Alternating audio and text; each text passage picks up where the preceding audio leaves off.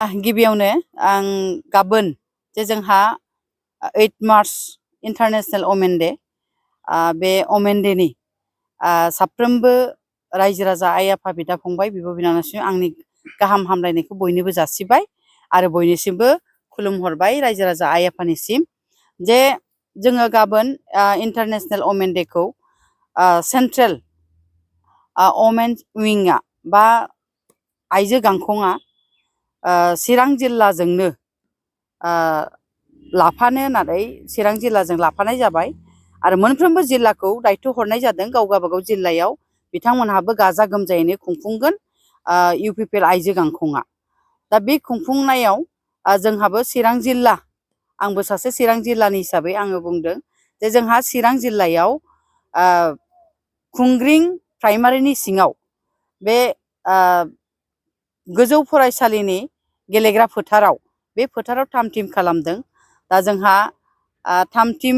जाबाय गासिबो बिथिंनि जाजोब्बाय जे जोङो गाबोन जोंहा मानगोनां बिटिआरनि चिफ सार प्रमद बर' सारा बिथाङा नुजाफैगोन बे खुंग्रिं ओनसोलाव बेखायनो आङो UPPL दोलोनि नेहाथारि हिसाबै आङो बयनिसिमबो खावलायो जे रायजो राजा आइ आफा 14 नं दुवार चिरां दुवारनि रायजो राजा आइ आफानिसिम खावलायो जे साफ्रोमबो रायजो राजाया जाहाथे नुजाफैयो खुनु पार्टी फिलिंस लायालासिनो बे जोंनि बुहुमनां आइजो सान बे फालिनायाव जाहाथे बाहागो लाफैयो बेनि थाखाय आं नोंथांमोननिसिम आखाइ खबजबनानै बयनिसिमबो खावलायहरो। गाहायै बेवहाय मा टपिकनि सायाव आइजोफोरखौ लानानै सावरायनाय जागोन? इन्टारनेशनेल वमेन डे बुहुमनां आइजो सान बेखौ दिनैनि फालिनाय नङा बहुद गोबावनिफ्रायनो गोदोनिफ्रायनो फालिबोबाय थादों दा बेखौ जोङो जे आइजोआबो गोख्रों जे हौवा माहारिजों समान बाहागो लानो हायो नैबेनि सायाव जोङो सावरायगोन जे जोङो दिनैनि मुगायाव आइजोआ आइजो हिसाबै उनफिननानै थायाखै जोङो हौवा माहारिजोंबो समान समान बाहागो लाफानो हादों जोङो गोबां आइजोफोरनो सुबुरुन होगोन जे जोंबो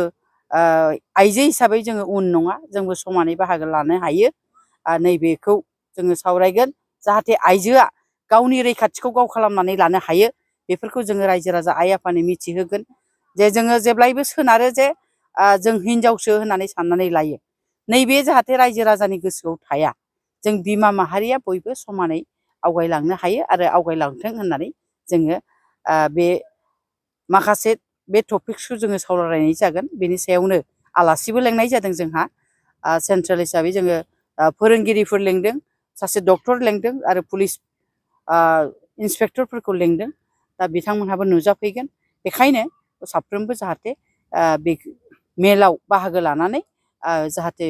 मिथियो बेखौ आङो रायजो राजाखौ खावलायबाय। मेडाम गोजौ थाखोनि आइजो साख्रि मावग्राफोर बेहाय नुजाफैगोन? गोजौ थाखोनि आइजोफोर आरो लोगोसे जोङो मोनसे थांखि लाबावदों जे बे ओनसोल खुंग्रिं थाइखाजरा बा बे 14 चिरां दुवारनि सिङावनो जे जाय बिमाया जोबोद खस्थ'नि गेजेरजों फिसाफोरखौ फोरोंनानै माने साक्सेस जानो हादों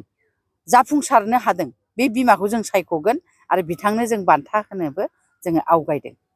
बिथांखौ मान बावगोन थारमाने जोङो मान बावगोन आर'नाइ होनानै जों बिथांमोनखौ मान बावनो होननानै थांखि लादों। गेवलां मेलाव आलासि हिसाबै सोर सोर बेयाव बाहागो लादों? जोंहा गोबां आलासि लेंनाय जादों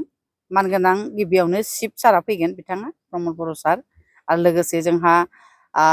लकेल MLA थाबाय क'क्राझारनि MLA थागोन आरो जोंनि पार्टी लिडारफोर थागोन गोबां दैदेनगिरिफोर फैगोन EMफोर थागोन MCLAफोर थागोन जोंहा नमिनेटेड MCLA दङ सासे बिथाङा दिनैनो सफैखाबाय बिथाङा बाहागो लाफैदों दिनैनिफ्रायनो दा बेखायनो गोबां आलासिफोर नुजाफैगोन बेखायनो रायजो राजायाबो जाहाथे बाहागो लाफैयो।